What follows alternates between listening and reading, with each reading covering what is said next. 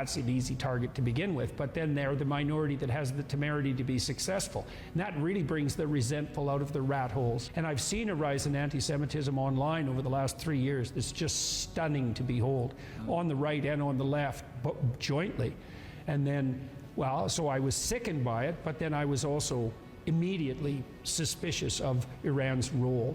And I mean, that doesn't require any particular perspicacity on my part. I think it's quite obvious, but that also opens up the rat's nest of the maneuvering, the political maneuvering around the Abraham Accords, because, you know, I was very ill when the Abraham Accords were signed, and I couldn't or hadn't paid much attention. And when I sort of recovered my ability to see again, I saw that this remarkable peace process had taken place, and I could not understand for the life of me why it wasn't trumpeted on the front page of every newspaper across the world.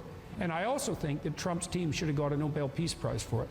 I cannot see how you could possibly make a counter-argument to that, for all of Trump's flaws and for his administration's flaws. This was a major accomplishment, and I know the Saudis were behind it.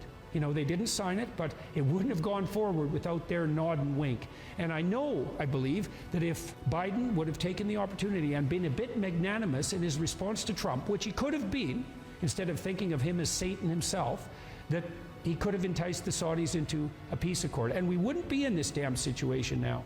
And now we're playing it out the hard way, you know, because the Iranians could win the propaganda war, and they've got, God only knows how many agents they have in the West, you know, promoting the kind of social upheaval that we've seen on the streets in the last few weeks. And so the narrative could go either way.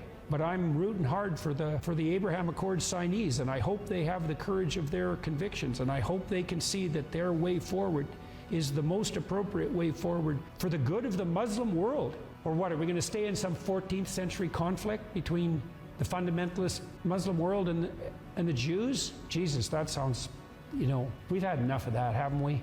On October the 7th, you tweeted, "Give them hell, Netanyahu, enough is enough," and you got some blowback for that, as everybody who says anything about this.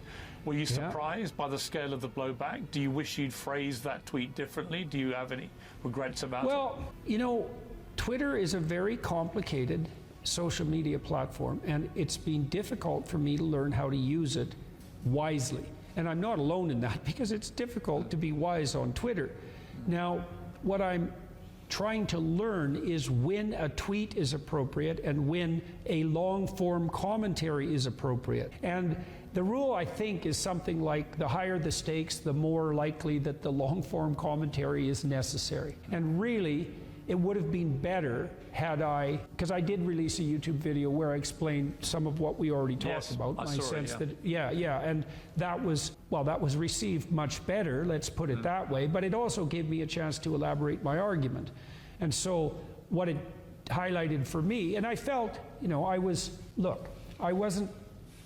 very taken aback by what happened in Israel. And I was also appalled because in my estimation, it was unnecessary. As I said, the Abraham Accords could have been extended earlier, and maybe this wouldn't have been necessary. And so I allowed myself to express some sentiment at that point without providing context, and that wasn't as good as providing the context.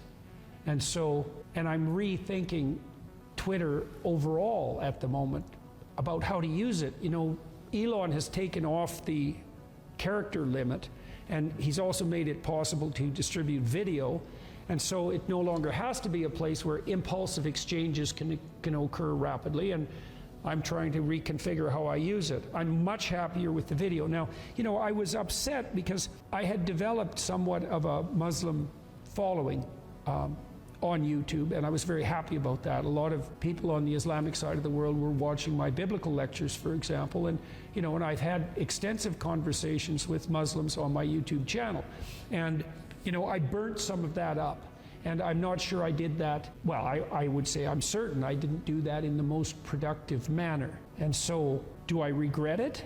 It would have been better to do the long form.